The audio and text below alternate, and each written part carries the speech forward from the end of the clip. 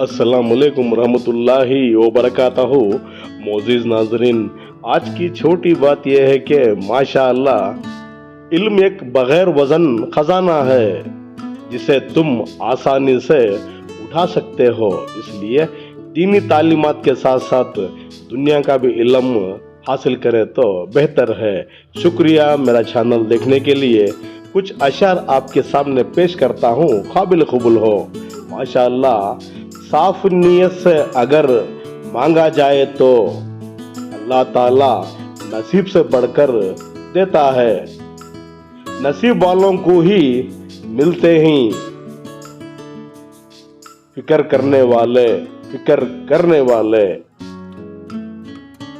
बुझ जाता है दिया तेल की कमी से गालिब, हर बार खुसूर हवा का नहीं होता।